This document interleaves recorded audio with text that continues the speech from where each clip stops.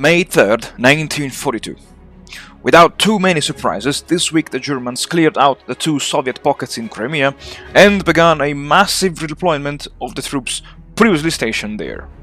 Now, where are those men going is the great dilemma of the Soviet High Command. Will they be sent to attack Leningrad? Will they back up the Hungarians? Or will they coordinate their efforts with the Romanians? As always, only time will tell, and while awaiting such time, the Soviet High Command this week carries on the preparations of yet another offensive. And let me tell you one thing, I have a bad feeling about it.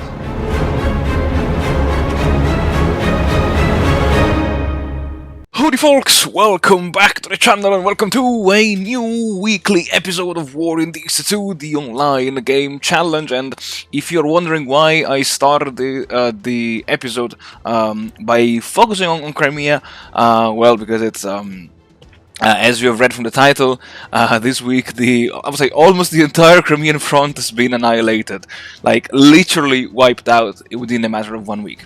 And to make things even worse, I would say for me, when I was analyzing the battles, I noticed that kind of unexpectedly the 3rd Motorized Army Corps, I guess of the 1st Panzer Army, was deployed in this area. And I think it was a very smart thing to do from my opponent's side, to use the motorized units to wipe out the let's say trapped units of the 44th Coastal and part of the 51st Army, so of the Crimean Front, because yes, like the 60th Motorized Infantry Division went on a killing spree. Like it fought in 1, 2, 3, 4, 5,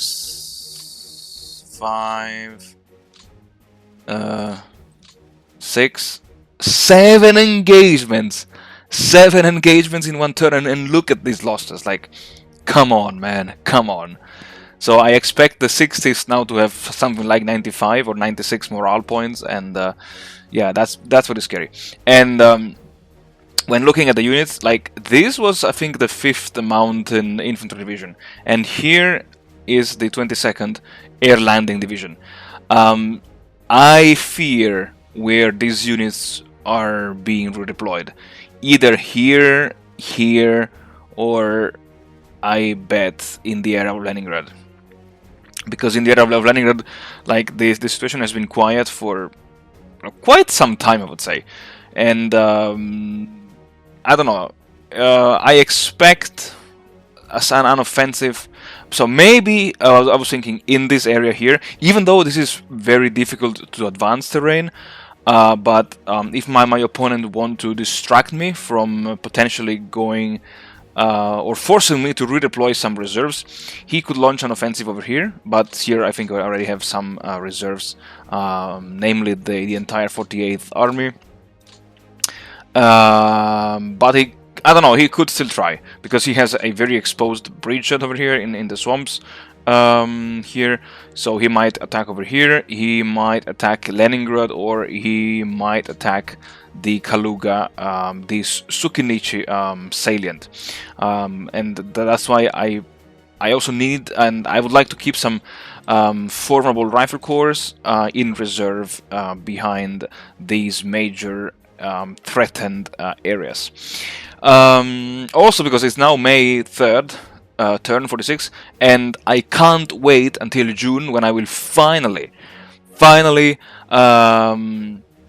be able to field the rifle corps, and then I would just stuff them up with rifle brigades and create those gigantic, overpowered breakthrough units. But until then, I have to endure. And what I was thinking is to, besides, say now, licking my wounds and restuffing a little bit at the Crimean Front, I was thinking of preparing a localized offensive, either in the Romanian sector or in the Hungarian sector. Also because I noticed that my opponent is now concentrating here 2 infantry units, the 79th and something else. And there is an enemy unit here. So he is definitely preparing something in the area of Kursk and something in the area of Lozovaya. So let's see. I could either attack towards Stalino or attack towards Kharkiv. Let's see. But I need to hurry up because time is not on my side. And if I wanted to delay my opponent's summer offensive, wherever it will land upon, I need to be fast. And so this week I will carry on again some reorganization of the Red Army, and let's say I will not tell you what I will do, but maybe those of you who have a sharp eye will notice it during the rest of the episode. And yeah, another thing that I noticed is that when I was preparing the Excel sheet, I realized that the divisions that got destroyed in the in the February and March encirclement will come back on the map, and because those divisions were not destroyed historically, I want to bring them up on the map as soon as possible, and actually, since I'm here, we can have a look because I think there are already some of them are in the reserve theater boxes. And also, I forgot to mention last week that I moved in the reserve theater boxes all of these key battalions because they will be gone, I think, between next turn and turn 50 or 51. So just to reduce the micromanagement on the map. And right, so let's have a look briefly at I think the reserves. Okay, no. We have the reserves, rifle divisions, and let's have a look just at the divisions for now. And okay, exactly. So the fourth, exactly. So I need these guys on the map, and then we said the 157th. I might also bring some. Ooh, the tank corps. I forgot. 1, 2, 3, 4, 5, 6, 7. Oh my god, my god. I really got older. So then we have the 157th. Oh yeah, the 14th Rifle Brigade. Yeah, definitely on the map. On the map as soon as possible. The maybe it's not yet here. The 226th. 226th is here. 201st. 110th. I think the 110th arrived this week.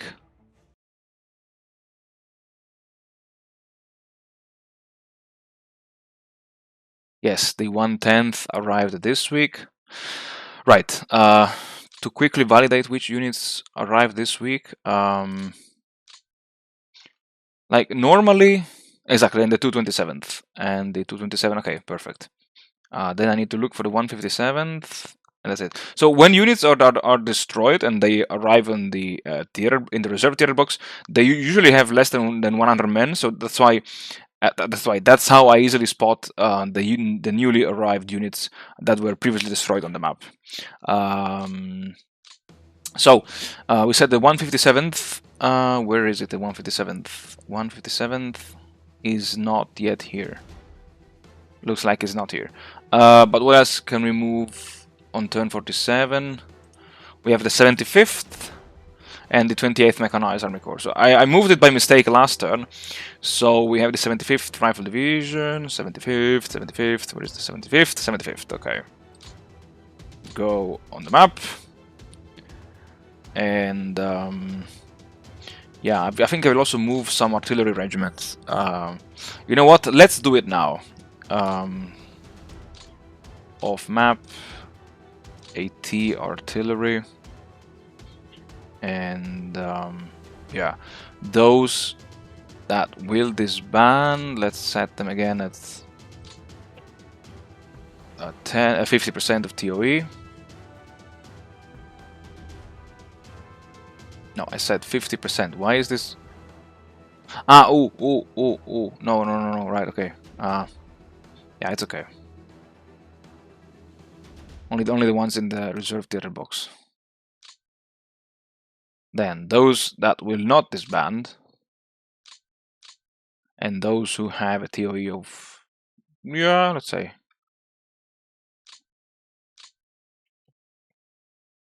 %, they can move to the map. And it's, yeah, almost 100,000 men. Nice. Okay. I guess these guys just arrived this week, most likely.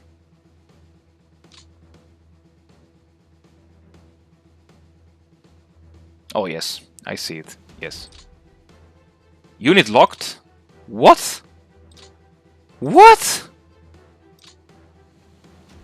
What? Huh?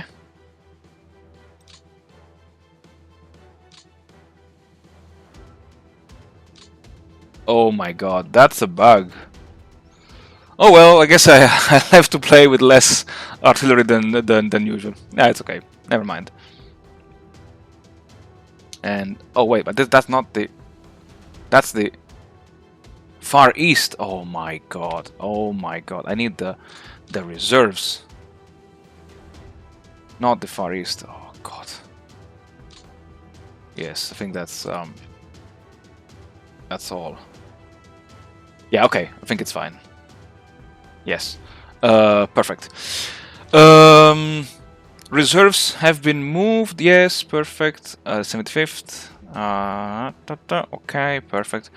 And alright, so without further ado, let's dive straight into the episode.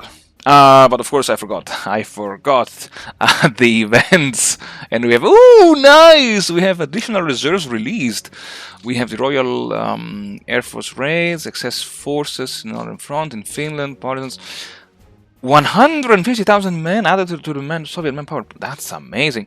Turn summary, yes. Okay, I've lost 242,000 for a total loss of 92,000 men on the map. I got 126,000 in the reserves, but these also included the ski battalion, so I'm not too concerned about this. And the Axis got 20,000 men in total. Okay. I mean, yeah, let's see. Let's see the ground losses. I mean, yeah, 242, 5.1 million versus 1.1 million. 6,000 men versus 242,000. That's insane. Air losses 29 and 50, no, 25 and 55. Okay. Then actually, yeah, let's have a look at the manpower pool. Oh, that's hilarious. Okay, so gentlemen, the campaign is won, because there is no way that my opponent can inflict so many losses that he will drain my manpower pool down to 0.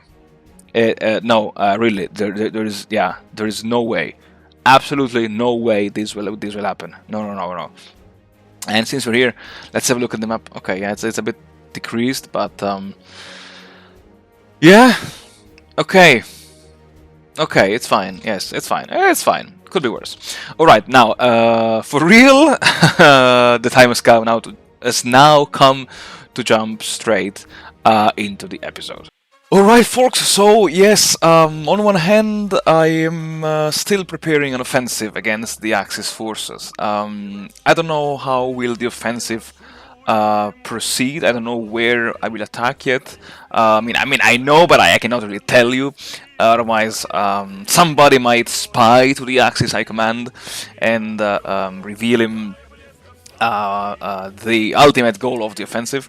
But the reason why I'm going on the offensive is because I want to buy time.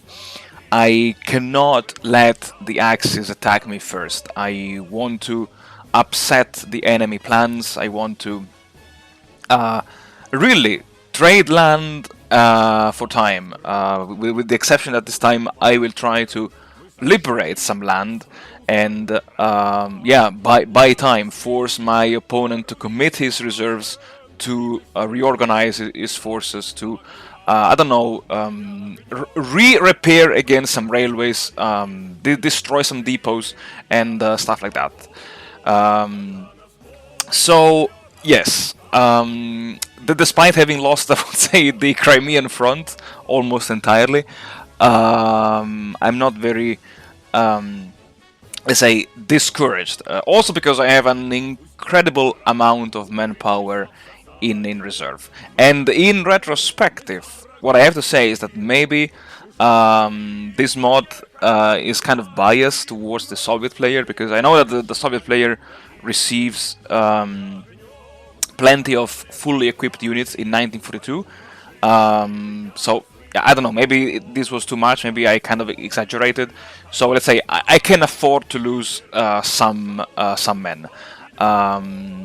And yes, as I said, there is no way that my opponent can win this campaign unless he goes for the victory points. But again, I don't know what his plans are. I don't know what if he will manage to reach the victory points. But for sure, he cannot win by attrition. Yes, about this I have no doubt. And what else? I think there is nothing else that needs to be added while I'm busy redeploying my forces along the entire front. And so folks, as always, thank you very much for watching. Thank you very much for supporting the channel. I wish you all the best, and I'll see you all again in the next episode.